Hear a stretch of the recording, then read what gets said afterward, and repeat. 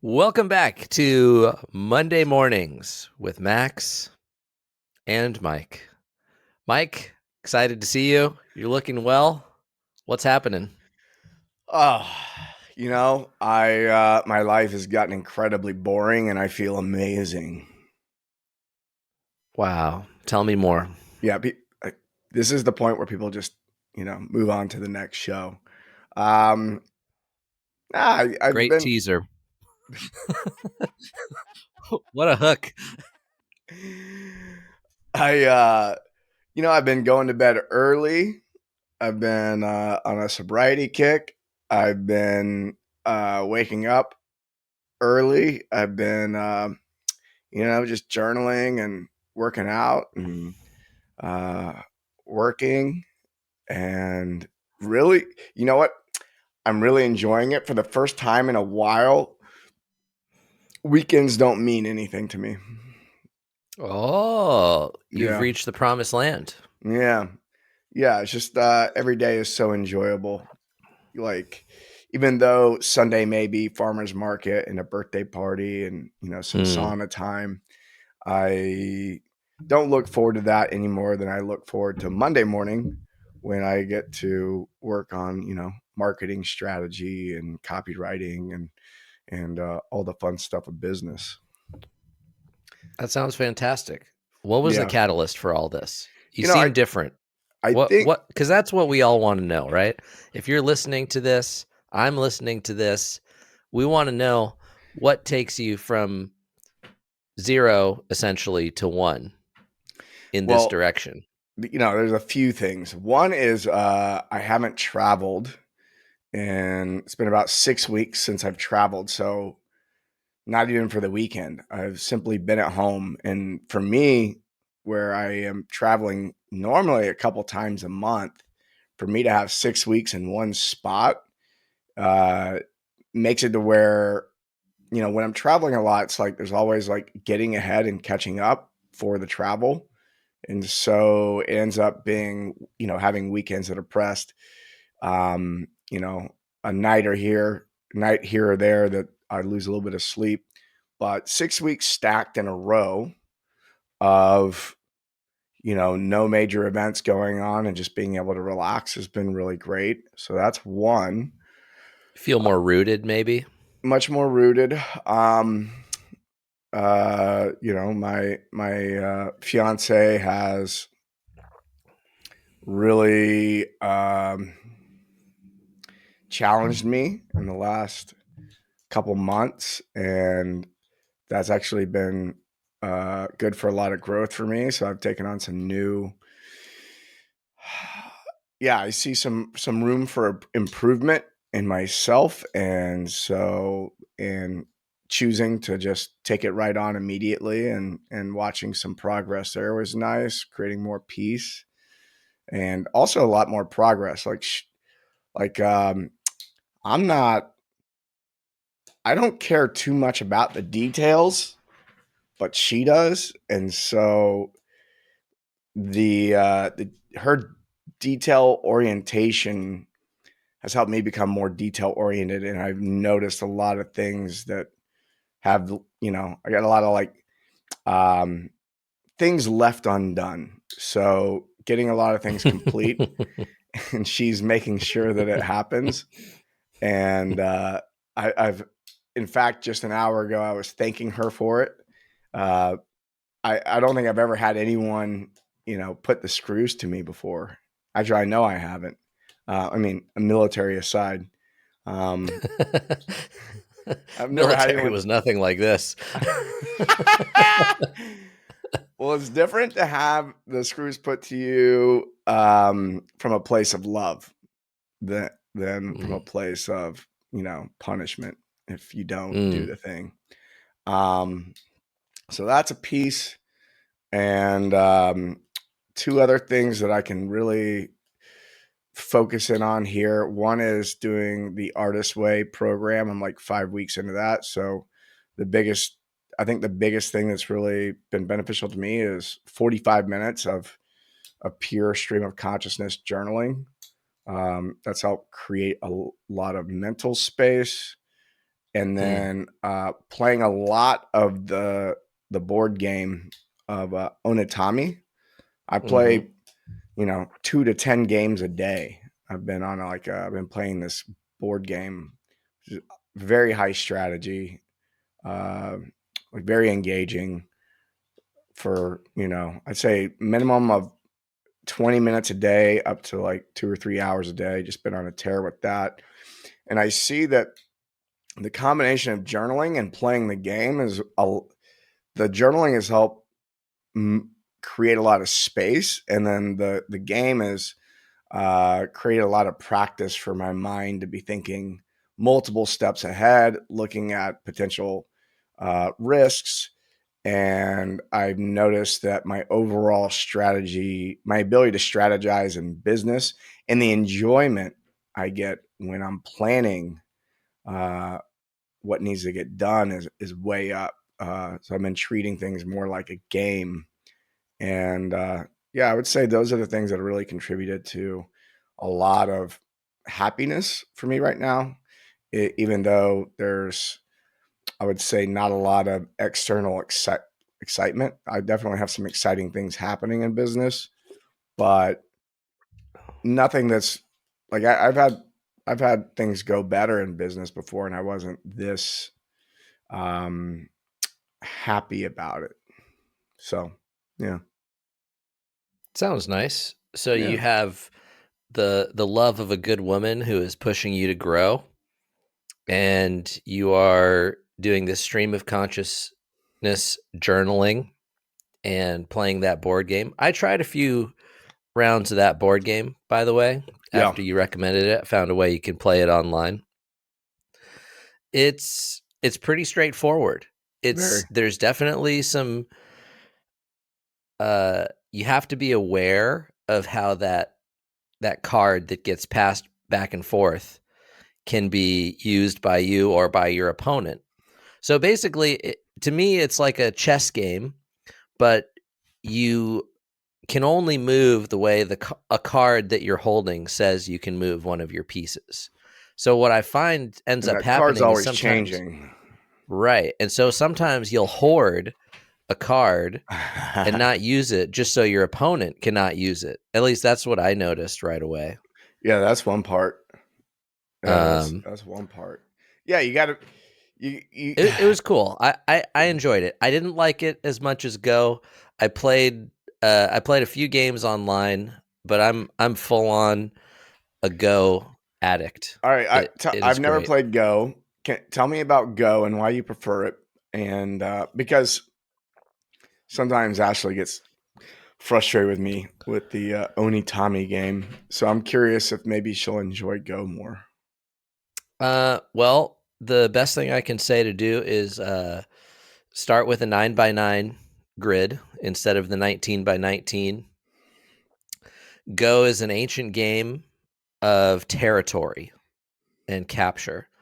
And some refer to it as the celestial game because you play from this top down view and you're essentially taking turns placing one stone at a time. So you have the black stones, I have the white stones.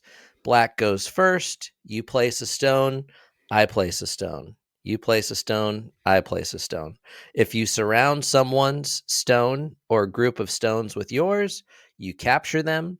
If you surround a territory and make at least two openings that are totally surrounded inside, it's called a living shape. And that means you secure that territory and it cannot be captured.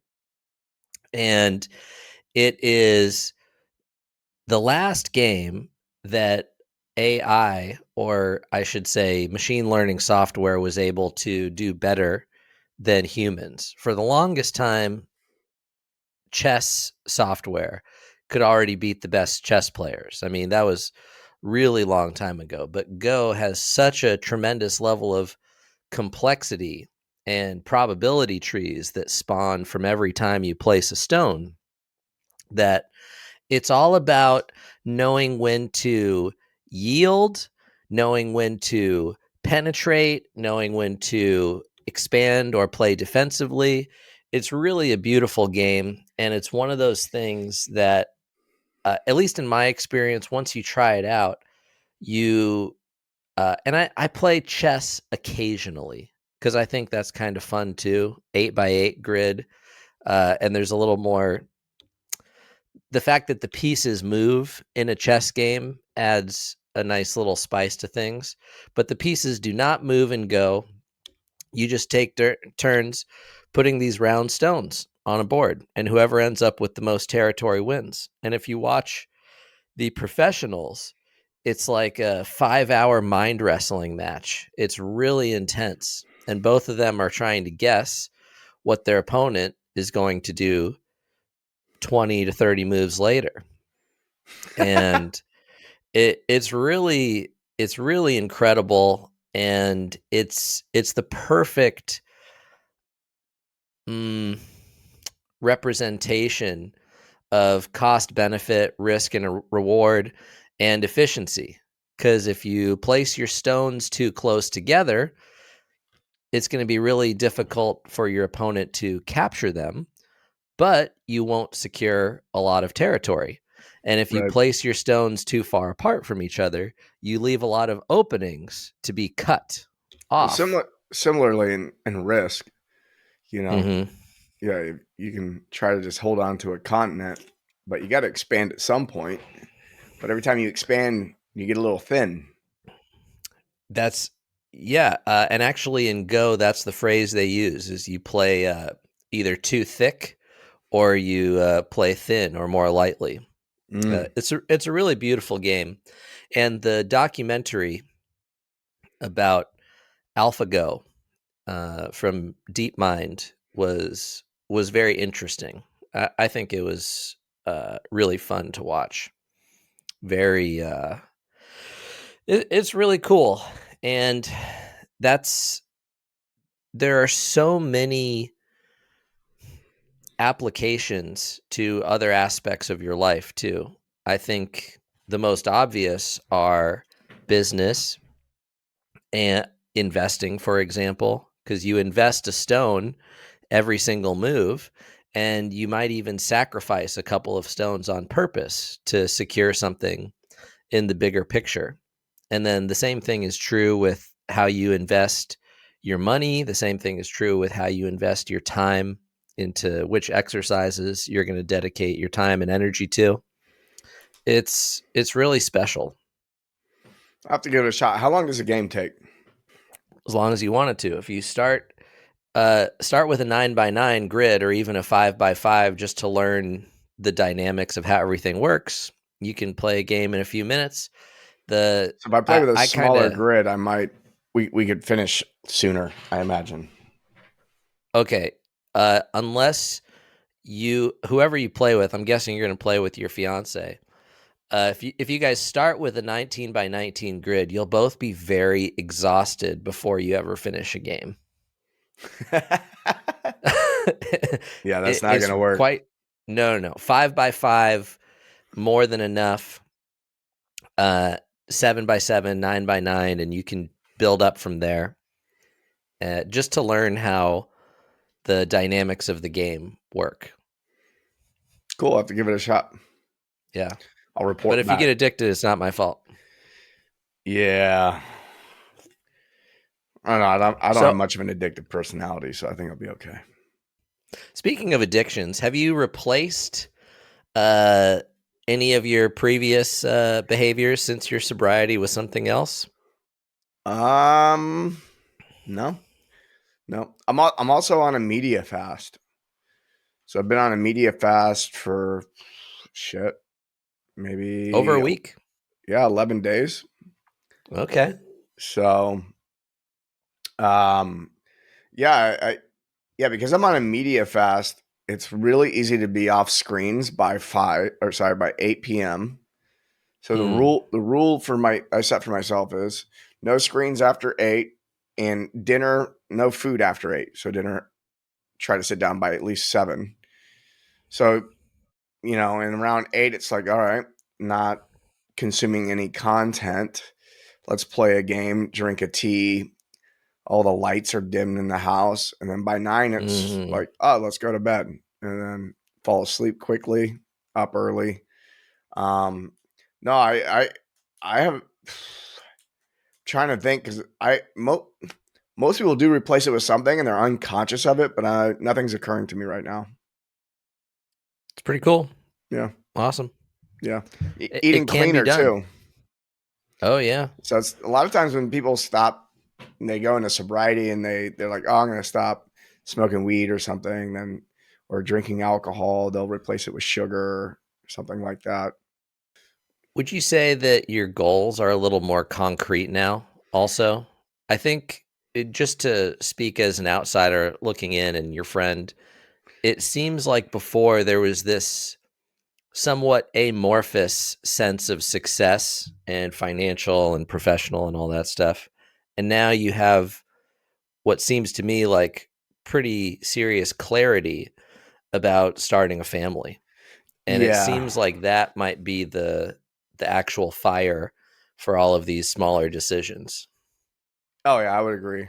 Um, yeah, before, yeah, you're spot on. It's like, okay, my business makes enough money for me to be able to do whatever I want to do. I can travel the world. I can live anywhere. From the outside looking in, people are like, he's crushing it. I mean, and life, life has been good. I'm not, there's zero complaints, zero regrets. It's been nice. And but yeah, there was nothing driving me to build wealth specifically. It was more of, if I need 20 grand, I can go drum up 20 grand really quick. And so there was no need to plan ahead, because at any moment, if I just put a couple days effort in, I could figure that out. And yeah, that strategy is just not uh yeah, really wanting to build some wealth so that I can have the option to work or not have to work, and I don't have to, like, be put myself under the gun on occasion, and build something up more consistently so that I can have time with family in the future. Yeah, that's definitely playing a big role. But that's accurate. Yeah, that makes sense to me. I like the feeling of not having to hurry anywhere. That's that's my favorite thing. If I'm playing a Mm, game and there's a time crunch, you're in a tennis point, you're in a jujitsu match, you're playing Go or chess, and the clock is ticking down because there are, of course, time controls. That's fun. It's exhilarating. But in my life, I don't want to be rushing to drive somewhere. I don't want to be rushing to get a project done or even rushing through cleaning the dirty dishes or something like that. I think that it's so common to live in a perpetual state of rushing around, and it's almost this martyr like badge of honor to do that, to be suffering. Oh, I'm so busy, I got to be hurrying around, and I'm all this and all that, and I read 10 books this week, and oh my god, my schedule is packed to the gills, and I'm like, oh, okay, cool. yeah, I'm with you on that. I like to be early, and you know, definitely live like a there's nowhere to be, nowhere to go. Hmm. That's a really nice place to be. And if you don't, and if if you don't plan ahead, then you might find yourself in that place where it's like, oh, I've got to rush for the next week in order to make something happen. But if you Mm. plan really well, then you can just do a few things most days of the week if they're strategic and you planned it well, and life is good. And it's a crazy advantage, isn't it? I mean, we can find so many examples. If you if you are rushing to get into really good shape, you're going to do a lot of really dumb shit. Yeah, that's Maybe right. hurt yourself. If you are living if you're living paycheck to paycheck, for example, you're just constantly out trying to outrun yourself. And it doesn't matter how much you make either, right? Because I think you and I have probably both in that situation at some point where we're making a lot, but also spending a lot and going, what is Hmm. going on here? You still feel like you're just rushing to keep up. It's Totally. like that I think it's called the Red Queen hypothesis, and it's from Alice in Wonderland. That phrase where you have to go fast just to stay in the same place, and in order Mm-hmm. to get ahead, you have to go even faster. Yeah. That's a it's a it's useful. Hunger is useful, but I think if you're in a state perpetually like that, it's probably going to have some sort of cascading negative effects to your health, Well, I right? think one of the advantages, I mean, you're saying there's advantages to being in that place, and that is you actually have the space to see the landscape clearly. You go, oh, I see this pattern or this trend. Oh, Mhm.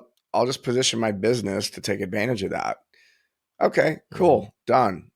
But someone who's like always in the hustle and trying to, like drum up another client or customers or whatever it is, they can't come up for air to see what's happening next. And then one day they wake up and they look up and they go, "Oh, the whole industry shifted and I'm just sitting here with nothing." Right.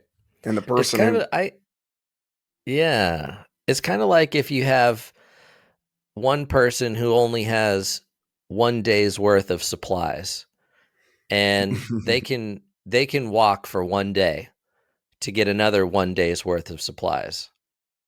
But if they could just go 2 days the other direction, exact opposite, maybe there's a stash of 10 days of extra supplies. If you right. can be a little more patient, wait just a little bit longer, plan out your thing just a little bit tighter.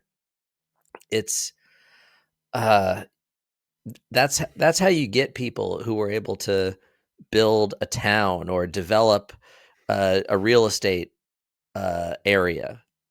These developers come in and they see this giant hillside, and they're like, in many years, there's going to be a lot of houses here, and that requires a tremendous amount of stored up energy and vision. So you need someone who's more of a visionary type, which has typically been someone like yourself. And then you want someone who's also a detail type, which it sounds like your fiance is. And if you get those people working together, then you can really see far into the future. And if you have enough stored up energy, you can be patient to invest more for a longer term without any reward for a bigger reward later. Back to our deferred gratification thing. If you can afford to wait a little bit longer, you can usually get a little more. Absolutely. Absolutely. Yeah, yeah, during this time like the goals have gotten bigger, but the fr- the frugality is also increased. Like there's just like, yeah, I don't need to buy new clothes. Like this might look a little ragged. I've been wearing the same shit for 2 years, but honestly, I don't really need to spend that money. And that'll pay off. There's a This conversation reminds me of a Apparently, quote. you were spending like 10K a month in clothes or something. Me? I just think that's the funny Dude. that was the only example of the frugality. It's like, I guess I don't need new clothes all the time. Yeah. Wow. Yeah. There I definitely spent more than most. You But should have just bought a Lululemon franchise or something. yeah, that would have been a lot cheaper.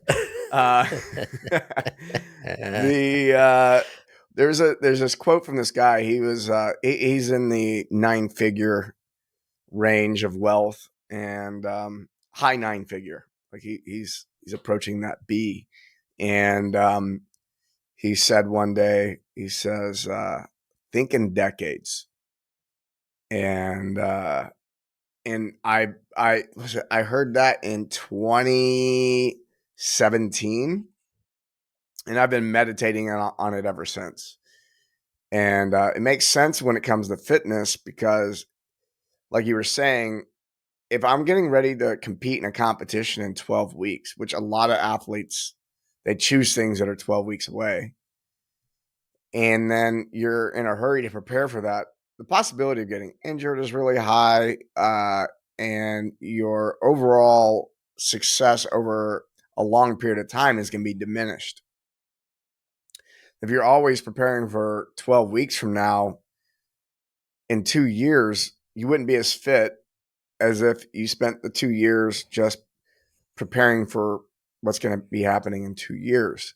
Uh, the thing that may seem obvious to people, but that same athlete is going to experience fewer injuries over the long haul. They're likely going to enjoy their training more, um, and make better decisions overall.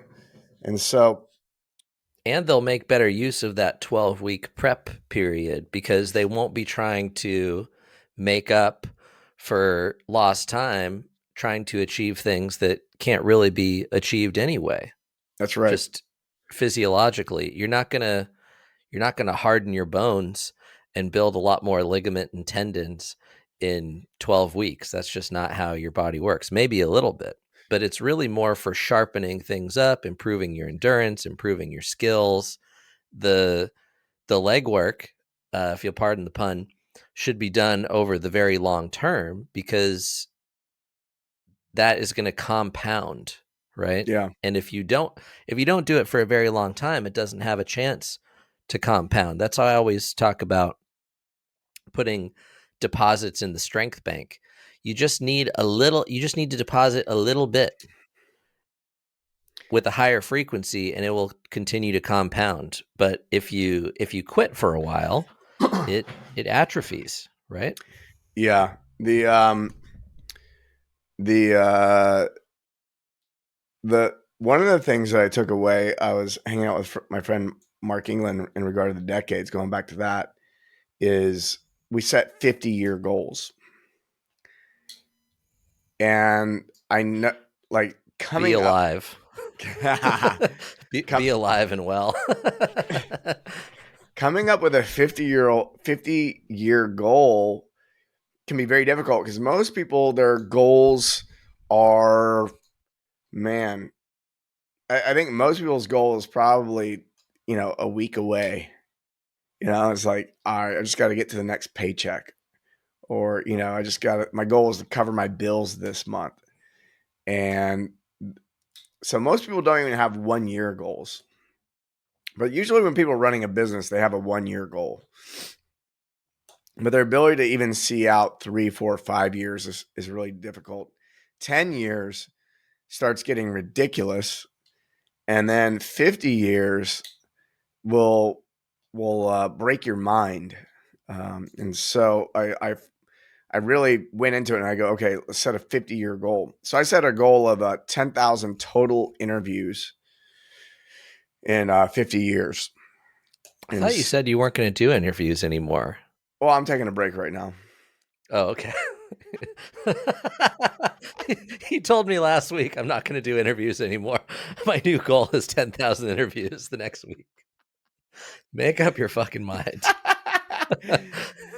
um, well, and the thing is I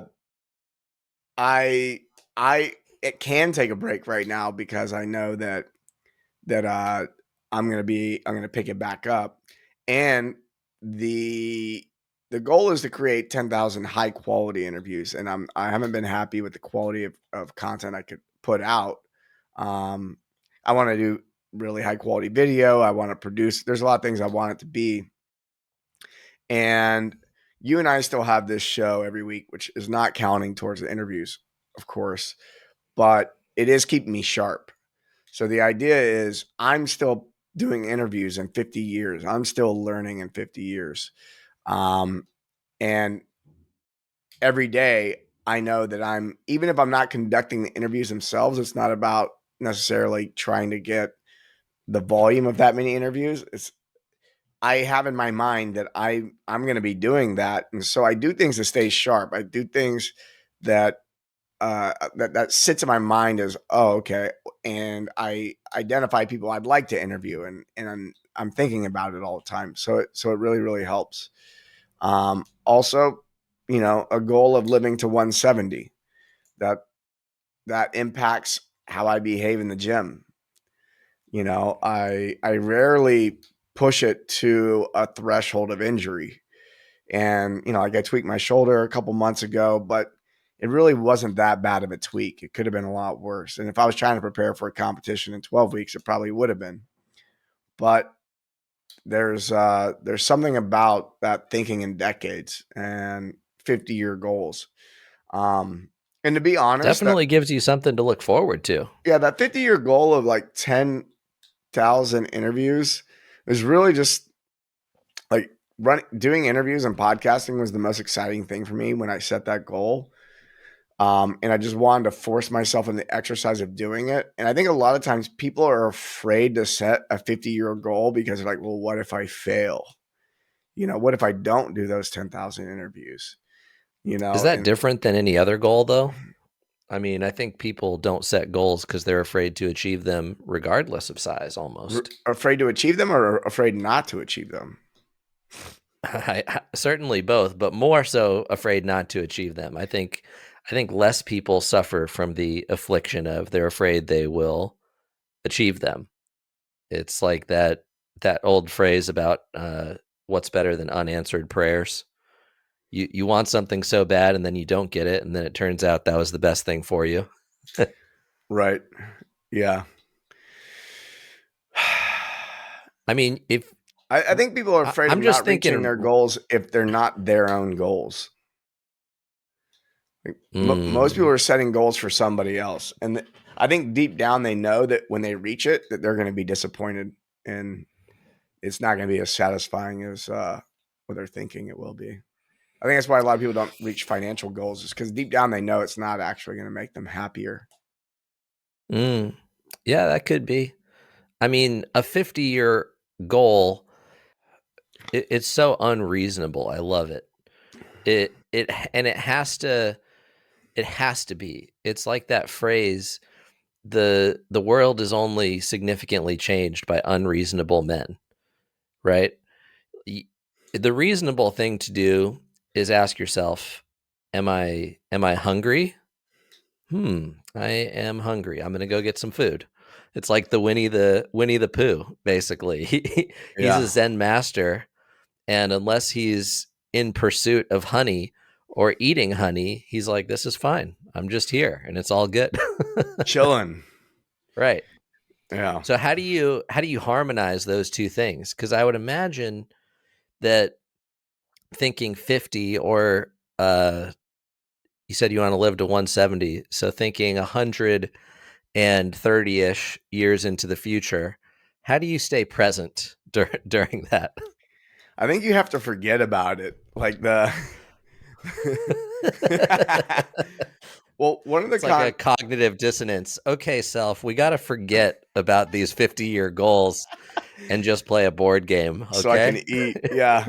Uh, oh, I've spent a lot of time with this because you mentioned the word visionary previously, and I didn't know what that was until I was like got really deep into entrepreneurship and realized there's different personality types in business, and then discovering like, oh, that explains why I'm not good at these things, but I am pretty good at these other things. Okay, I fall into this visionary category. I would say it's not the only trait I have. It's just a trait in business that I have. But um, I and a lot of people make this mistake is they'll take some type of personality test and then they'll just fucking believe it, right? And so there's a period of time where I'm like, I'm an ENTP visionary, like, I share the same traits as like Steve Jobs. It's like, okay, then it's like all this pressure comes down. It's like, I got to come up with something big. If I'm a visionary and I'm going to be good at it, then I need to go all the way down the vision. So I like spend all this time trying to plan, trying to innovate and change the world and make, do something big. And I and things weren't working. Like the more I did that, like the harder things got.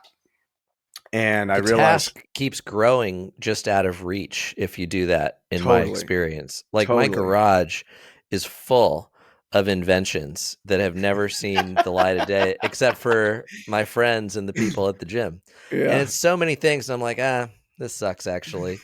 Or this is cool, but it's not really marketable. So I'll just use it myself. And people will be like, what's that? It's like, it's just something I made, whatever. But Yeah. when you think about being one of those humanity changing visionary innovators, the task or the amount of energy required to catalyze that event becomes enormous, right? It's Totally. like trying to get to uranium uh, to smash together, right? How do you get them to? You need a ton of energy to get that to happen, Right. right? You need a lot less to just get oxygen and carbon to do their thing. Yeah. So where I got with it was, if you're always in the visionary state, then you're constantly focused on what does not exist yet, and that's a really miserable place to live. It's like, because how can you be content if you're spending all your time in the future? And so I thought to myself, I really need to balance this out, because when I read these texts on enlightenment, it's about being present. And Mm-hmm. I'm over here dreaming of something that doesn't exist and probably won't exist. It definitely won't exist the way in which I think it's going to unfold. So I definitely have influence over how things will unfold, but I am not the sole creator, right? And Man, totally. It's like you have this repeated phrase in your mind, keeping it simple, of course. You're living in a state of what's lacking, right, what's lacking, what's lacking, what's lacking, what device is lacking, what book is lacking, what idea is lacking, what project is. So everything is about what's lacking.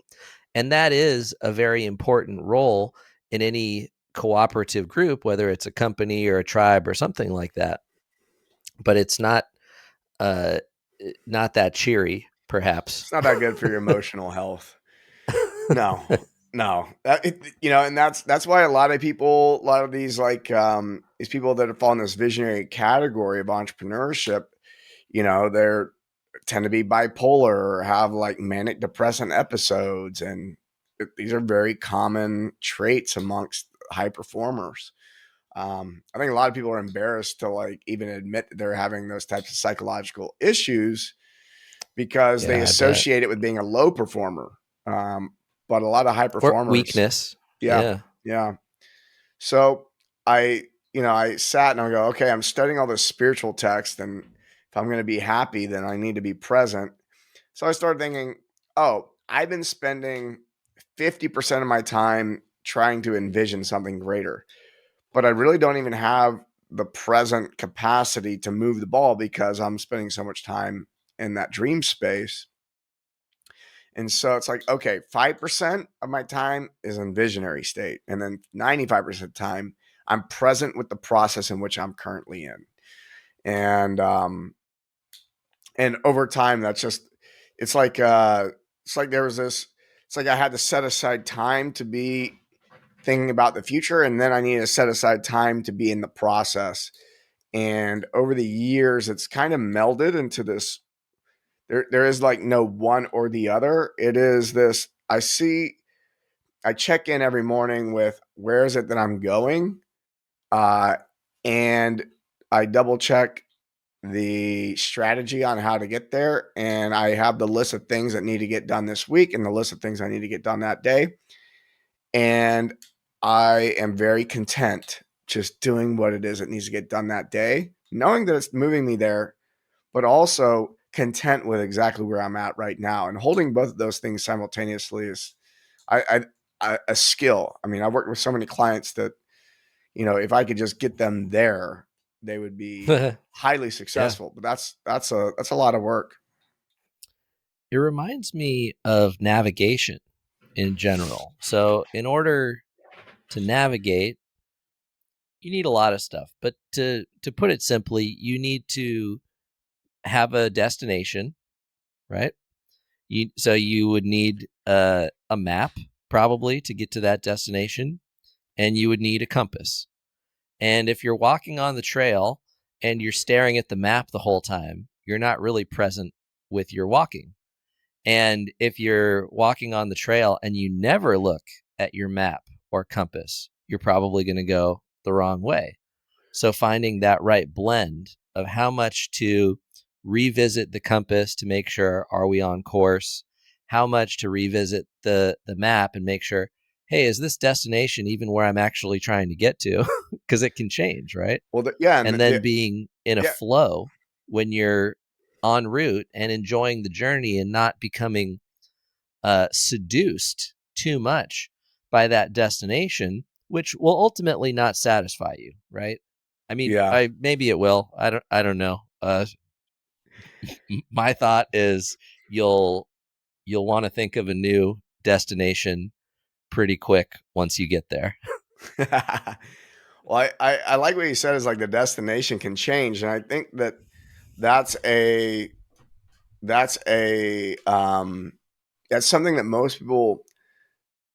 I think a lot of times people don't pick that destination, they don't pick that goal because they don't know that they're allowed to change it. Uh, Mm-hmm. there's been so many goals where I'm halfway there and I realize, oh, I honestly don't even care about this anymore. And again, working with How funny, clients, right? people get halfway to their goal and I can tell they don't want to do it anymore. Mm-hmm. And they're just like forcing themselves to. And Totally. that's trained behavior because that definitely happens in school, right? It's like you go to school, it's like, oh, you just got to fucking do it, like no matter what, even if you know at the end of this track it's like nothing for me. And it's a sunk cost fallacy, right? You've invested so much time and energy and effort into achieving a certain thing. And then once you're close to there or there, even if you are disenchanted from that aim, you stay with it because you've invested so much time, or sometimes because you think that's what you're supposed to want. Like, how funny is that idea? I'm supposed to want this. That was how I felt. Before I torpedoed my whole life and stopped answering emails, stopped traveling. Because from the outs, and I had such good fun. I got to meet all these amazing people, travel these amazing places. But like you have found with the not being in a plane and not being in a hotel every weekend or every other weekend, I was like, this is actually pretty cool hanging out. And it's rare to notice that. It's even more rare to have the luxury to stop once you have this thing in motion, kind of like what we were talking about, rushing on to the next thing. You get caught in this cycle where you can't stop, or Right. stopping would at least cost you dearly, which, in my case, it did for sure. It was a very expensive stick in the spoke of the bicycle that I was riding toward the career that I thought I wanted. Yeah. Yeah. Yeah, Me very too. interesting stuff. Yeah, uh, it's interesting. it is interesting. um well, I imagine that both of us at some point made more money than we ever thought we would when, from like a childhood self. And Mm, like when I was like 12, depends what age. yeah, I'm thinking like 12 years old. If I go back 12-year-old Mike and I'm like, look, man, you're gonna knock down that much. I'm like, oh shit, okay. And No, no, no.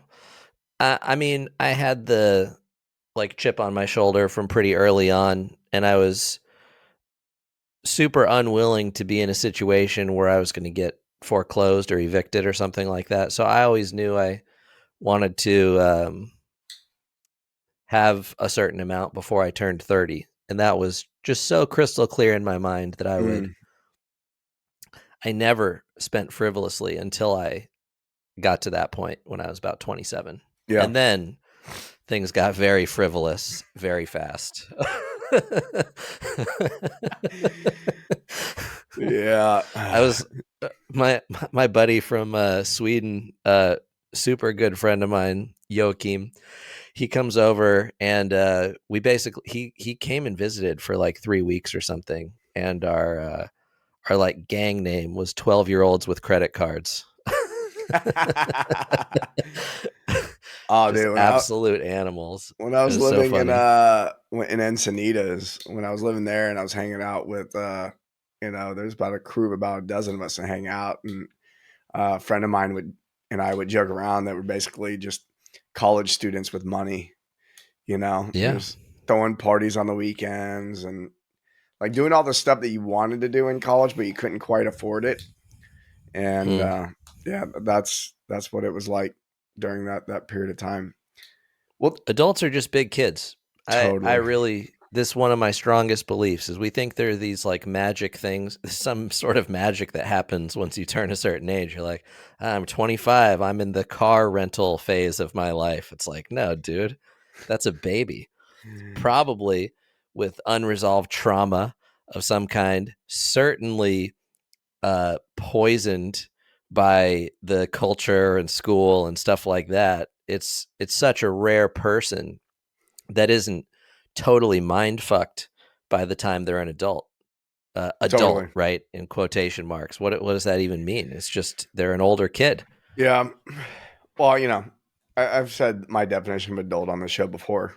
That's just someone's ability to parent themselves. Mm. So, So what you're telling us is you're not there yet, and you needed your fiance to help you with that. damn. Yeah, guess so. Just don't call her mommy. You'll be fine.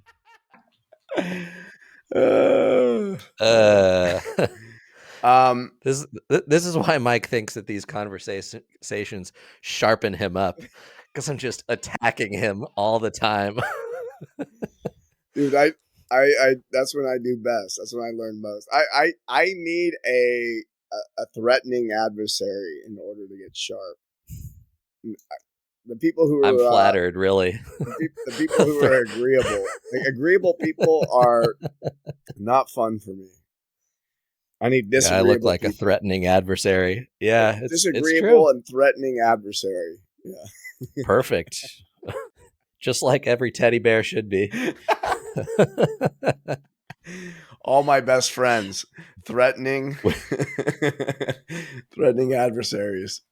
We won't read into the fact that you find comfort in people who are threatening adversaries. I love Oh, it. you got a psychoanalyst I can run that one through. But well, I think what we're getting down to, like this conversation overall, um, is we're talking about the merging of Eastern and Western philosophy. And so, if you study a lot of the Eastern philosophy, it's all very circular in nature, right? It's like there's there's the winter, spring, summer, fall, and nothing's new under the sun. We just have a repetition. It's nothing new. We're gonna just circle the same thing. And then the Western philosophy, if you look at a lot of that, it's very progressive in nature. Like if you look at philosophies like anything that comes from like Judaism, um, uh, any of the Semitic type of philosophies. So Islam, looking at well, in religion and philosophy kind of go hand in hand up until a point. And then you get into the Greeks, and then that's the Western philosophy. And in those philosophies, there's beginnings and ends and things. And there's not much acknowledgement of a circular nature of the universe. And so in like I guess a postmodern look at philosophy does a good job of merging those two and saying, yeah, we are simultaneously in a revolution where there is a thing that's repeating itself over and over again, but there's also progress inside of that repetition. So every winter is Mm. not the same. There, it's a lot like the last winter, but there is opportunity for progress from one winter to the next.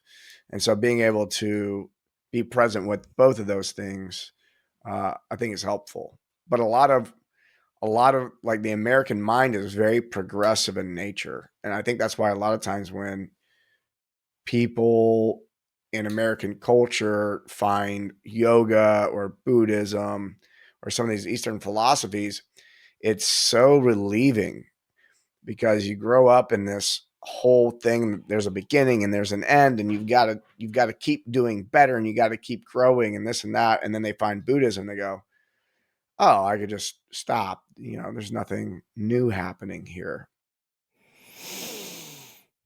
I think there's a lot of truth to what you're saying. There was certainly a lot of generalizing about different philosophies and religions, but I think it's That's what I mostly like to do. correct. I generalize just to like see who I can piss off. You just like breeze through all these things, and they're like, yeah, this and this, and the Egyptians and the Romans. But I think you're generally correct, actually. And Oh, thank you. whereas, I had to say, told whereas, me I'm correct. yeah, but I did say actually, which is a subtle dig that you clearly did not pick up on, so it's even more I warranted. picked up on it, but I'm going to ignore it. How very Eastern philosophy of you. Or maybe that's turned the other cheek. I don't know. But very Jesus of me. That's usually who I try to like align with. Eastern philosophy. Jesus seemed like a cool guy. I think he was crushing it. I always think it'd be funny if he was like a really bad carpenter, like just no skill, very sloppy work, always rushing through shit. No one wants to buy his chairs. It's like, I'll go into prophecy. Yeah, it seems easier. I don't need to build anything.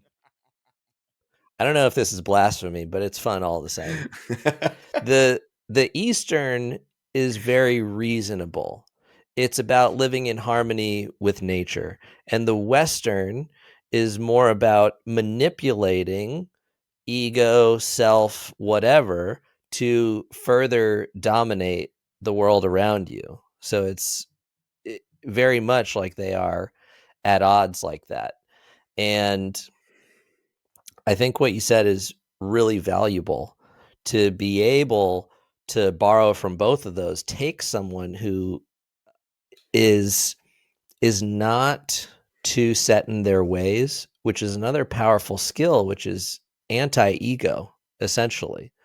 So you need to have some sort of ego in order to have these big goals where you're like, I'm going to change things. Like, I'm going to be the innovator. I'm going to be the visionary. I am going to, it's all these Right. I'm going to build this thing.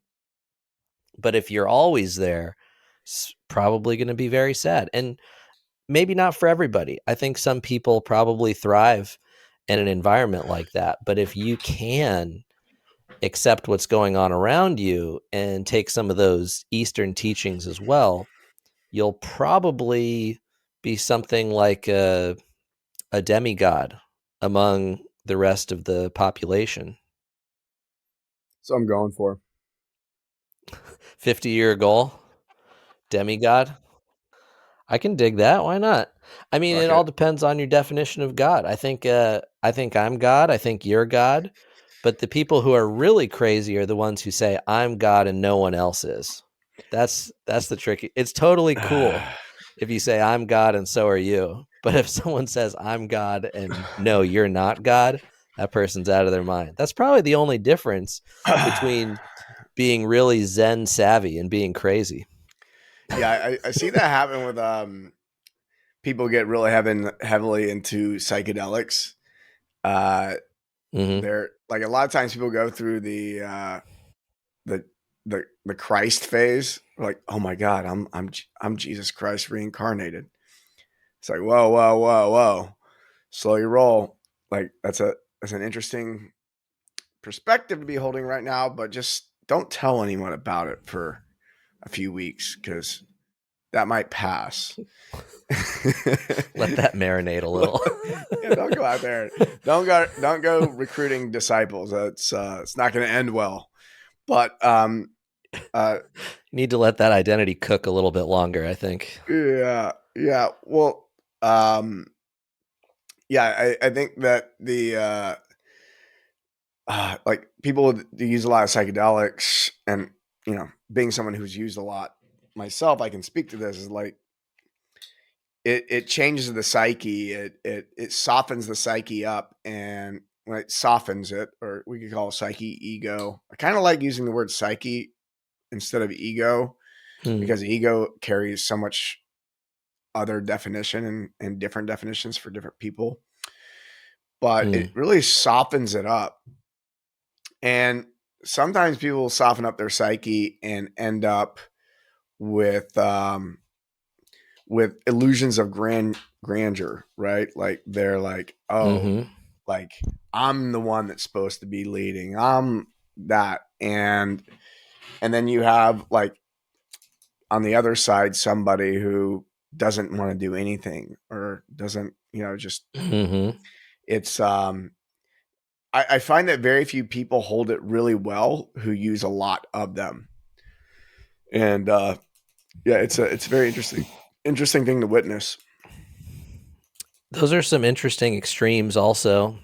And I'm trying not to use the word interesting so much because it's such a filler word, but I'm doing it anyway. Because on the one hand, you develop this idea that something needs to be done, and I'm the only one who either can do it or is going to do it. It's up to me to do something, right? And Right. so you are taking the weight of the world on your shoulders, and you are the Messiah, right? I think they even call it a Messiah complex. And the other one, uh, you might feel like something should be done, but you don't think that what you do will be significant enough to alter it, or you think nothing needs to be done, and that's cool and groovy. Yeah. So it's sort of there's that in between zone, Well, I think. and I got stuck there for quite a while Oh in yeah. the mid range, where I was so competent at exercise and I would argue psychology and helping people frame their story more precisely and effectively.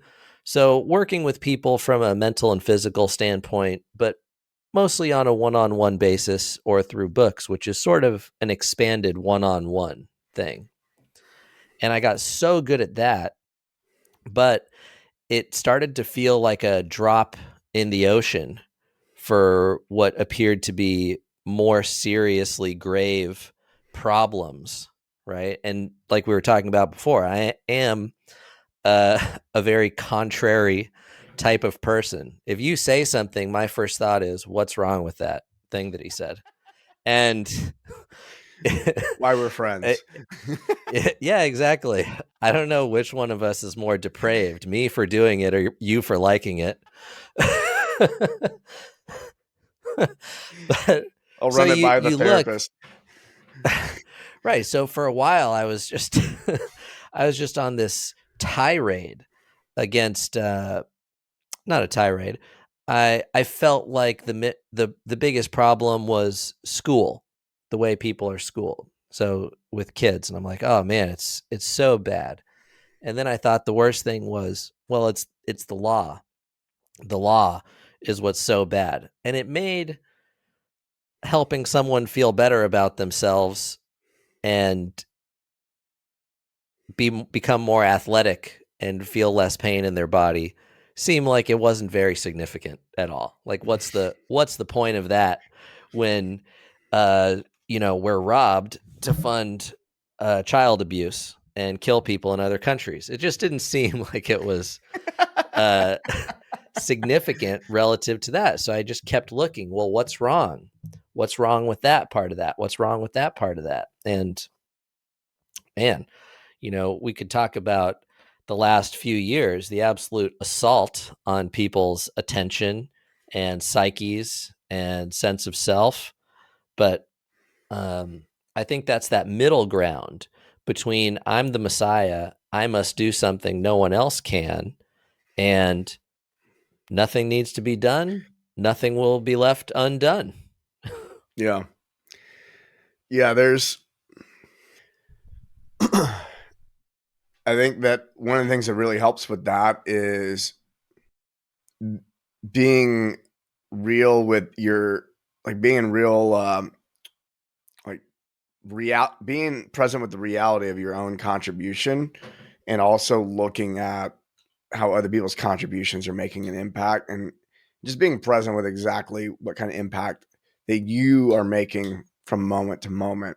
I think a lot of times when we start looking at those really big problems, it gets troublesome. I mean, yeah, I've definitely watched things happen in the world, and similar things like education, law, um, food issues, how are the farmers doing it, and feeling like helpless and hopeless.